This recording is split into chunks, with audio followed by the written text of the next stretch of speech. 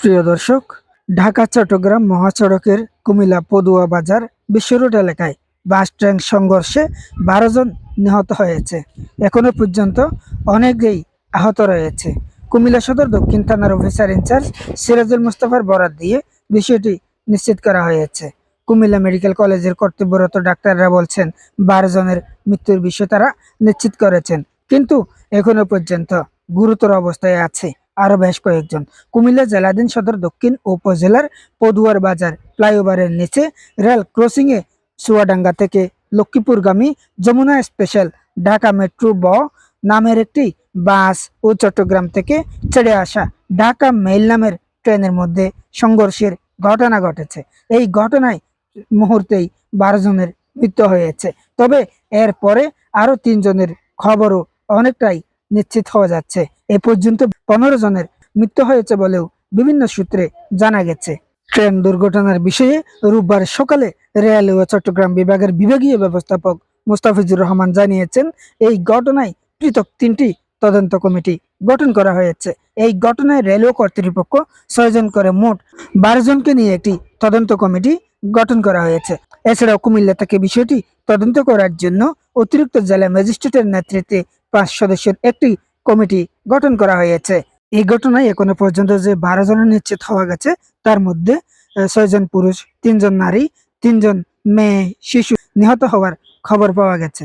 আহতদের Comilla medical college হাসপাতালে নিয়ে যাওয়া হয়েছে, সেখানে তাদের চিকিৎসা করা হচ্ছে।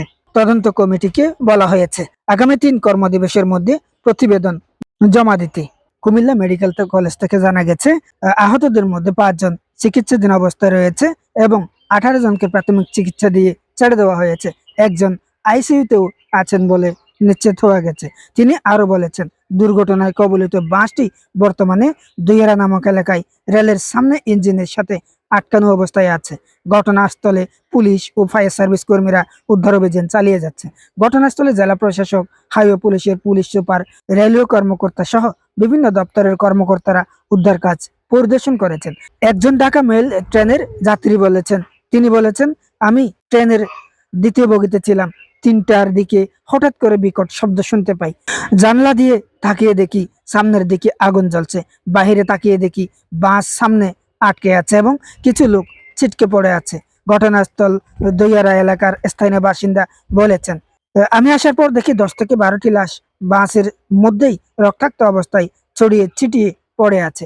পুলিশ এসে লাশ বাসের ভেতর থেকে উদ্ধার করে নিয়ে যাওয়া হয়। প্রিয় দর্শক, আপনারা দেখেন, ঈদ পরবর্তী সময়ে যাত্রীরা বা ঈদ আনন্দ উদযাপন করতে মানুষ কিন্তু ট্রেনে, বাসে বিভিন্নভাবে যাতায়াত করছে। যে যেভাবে পারে মানুষ তাদের বিভিন্ন এলাকায় বা বিভিন্ন আত্মীয় স্বজনের বাড়িতে ঘোরাঘুরি করার জন্য ছুটে বেড়াচ্ছেন, কিন্তু এরই মধ্যে একের পর এক দুর্ঘটনা যেন থামছেই না।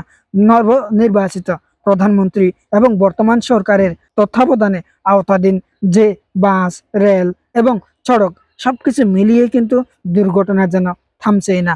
বুক খালি হচ্ছে একের পর এক বিভিন্ন মায়ের। প্রতি বছরই এই ধরনের ঈদ যাত্রায় যেন মরণ ফাঁদে পরিণত হয় বাস, ট্রেন, তাদের কারো হোশ থাকে না।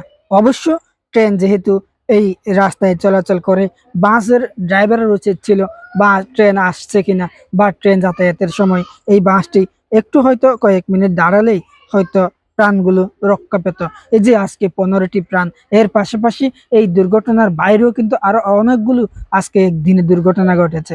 সবগুলো দুর্ঘটনা মিলিয়ে কিন্তু দেশের সার্বিক পরিস্থিতি খুবই আইন শৃঙ্খলার অবনতি এবং পরিস্থিতি, ট্রাফিক যে সিস্টেম বা যে যানবাহন চলাচল, সেসব বিষয়গুলো কিন্তু একেবারে খুবই ভয়াবহ পরিস্থিতি। এই দুর্ঘটনাটি মানুষকে অনেকটাই জাগিয়ে তুলেছে, অনেকটাই কিন্তু দুশ্চিন্তার মধ্যে রেখেছে।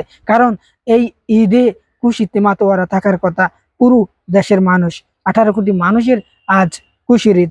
এই খুশি পরবর্তীতে মানুষ বিভিন্ন এলাকায় বিভিন্ন গন্তব্যে ছুটে বেড়াবেন, বিভিন্ন আত্মীয় স্বজনের বাসায় ঘুরে বেড়াবেন, মাস্তি করবেন, আনন্দ করবেন, কিন্তু এই সময়টুকু এ ধরনের বেদনাদায়ক একটি ঘটনা মানুষকে অনেকটাই একেবারে পীড়া দেয়, মানুষকে অনেকটাই হতাশাগ্রস্ত করে।